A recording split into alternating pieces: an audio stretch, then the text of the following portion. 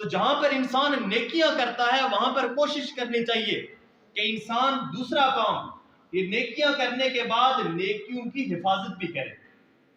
اس لیے کہ اللہ رب العزت نے فرمایا من جاء بالحسنۃ فلہ عشر امثالہا، جو نیکی کرے گا نہیں بلکہ جو نیکی کرنے کے بعد نیکی کی حفاظت کر کے جب قیامت میں میرے پاس آئے گا تو نیکی لے کر آئے گا.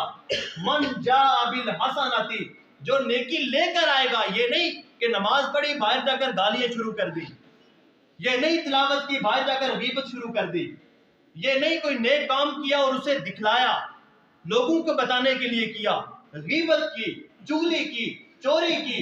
اب وہ جو نیکی کی ہے اللہ تعالیٰ اس نیکی کو ضائع کر دیں گے، اس نیکی کو ضائع کر دیں گے. اس لیے نیکی کرنے کے بعد اصل بات یہ ہے کہ اس نیکی کی انسان حفاظت کرے، اس نیکی کی حفاظت کرے. نیکی انسان کی آنکھوں سے بھی ضائع ہوتی ہے، نیکی انسان کی کانوں سے بھی ضائع ہوتی ہے، نیکی انسان کی زبان سے سب سے زیادہ ضائع ہوتی ہے. کسی کے ساتھ سخت لہجے میں بات کرنا، کسی کے خلاف بہتان لگانا، کسی کے بارے میں الزام لگانا، زبان سے نیکی خراب ہوتی ہے، ہاتھوں سے نیکی خراب ہوتی ہے، پاؤں سے نیکی خراب ہوتی ہے، دل سے نیکی خراب ہوتی ہے. وہ جو انسان نے نیکی کی ہوتی ہے شیطان ہمیشہ اسے بہکاتا رہتا ہے، بہکاتا رہتا ہے، نفس اسے برگلاتا رہتا ہے. وہ پھر یہ ہوتا ہے کہ وہ جو نیکی ہوتی ہے وہ نیکیاں اس کی جو ہے وہ ضائع ہو جاتی ہے.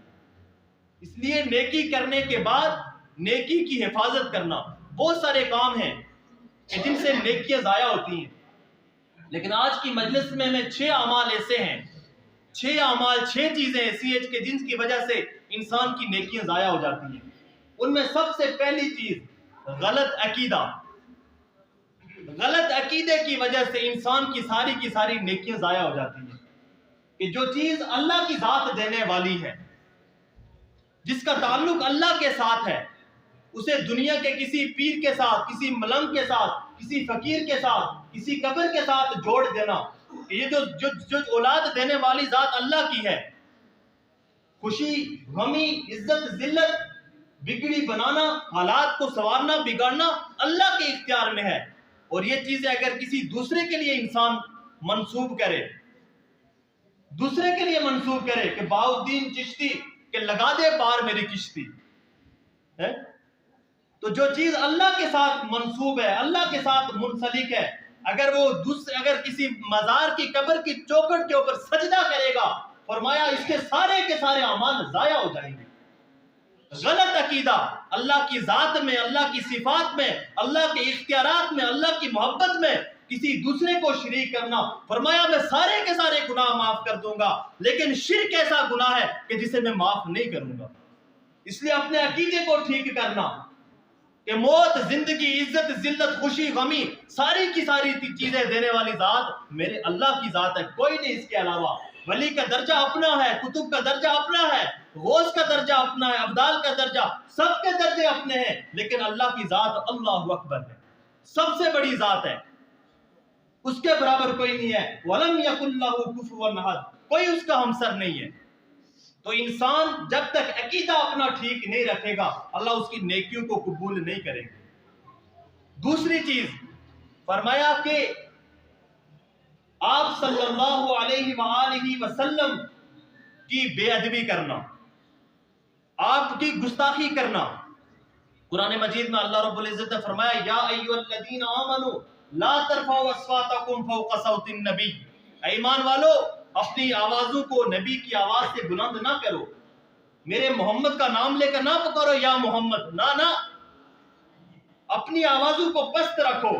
اس لیے کہ اگر تم اپنی آوازوں کو بلند کرو گے ان تحبط اعمالکم وانتم لا تشعرون، اللہ تمہارے اعمال کو ضائع کر دے گا اور تمہیں اس کا پتہ بھی نہیں چلے گا.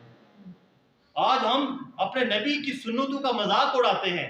یہ داڑھی کے مختلف فیشن کی، فرنچ کٹ ہے، یہ برٹش کٹ ہے، نو فرنچ کٹ، نو برٹش کٹ، ایمان کٹ، یہ ہے ایمان کٹ، یہ ہے اصل ایمان کٹ کہ جو تمام انبیاء اکرام کی سنت، تمام اولیاء اکرام کی سنت، شیخ عبد القادر جیلانی کی سنت، معین الدین چشتی کی سنت، ابو بکر، عمر، عثمان، علی، سب کی سنت ہے.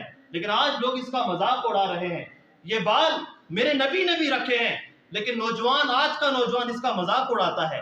یہاں پر بال نہیں، یہاں پر بال نہیں، پیچھے بال نہیں، اوپر بال ہے. یہ کون سی کھوتا کٹنگ ہے؟ بھائی میرے نبی کے طریقہ ہے بال رکھنے کا، میرے نبی نے ہر چیز سکھائی ہے.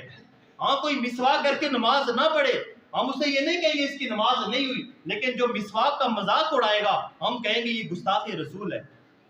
داڑھی نہ رکھے ٹھیک ہے، نہیں رکھتا نماز قبول ہو جائے گی، لیکن داڑھی کا مذاق اڑانا، داڑھی کے ساتھ کھلواڑ کرنا، یہ اللہ اور اللہ کے رسول کی گستاخی ہے، اور اس شخص کے اللہ تعالیٰ ساری کی ساری نیکیوں کو ضائع کر دیں گے، نیکیوں کو ضائع کر دیں گے.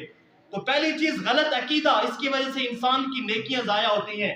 دوسری چیز آپ صلی اللہ علیہ وسلم کی بے ادبی کرنا، گستاخی کرنا، اس کی وجہ سے نیکیاں ضائع ہوتی ہیں. اور تیسری چیز فرمایا کہ شریعت کا جو بھی عمل ہو اس کو خوش دلی سے قبول کرنا.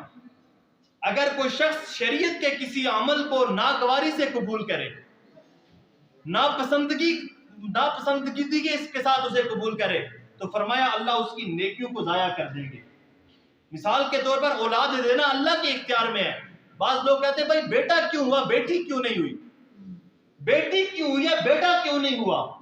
بھائی تم اللہ کی قدرت کے اندر دخل اندازی دیتے ہو، یہ تو اس کو پتا ہے. للہ ملک السماوات والارض یخلق ما یشاء یہب لمن یشاء اناثا ویہب لمن یشاء الذکور او یزوجہم ذکرانا واناثا ویجعل من یشاء عقیما انہ علیم قدیر.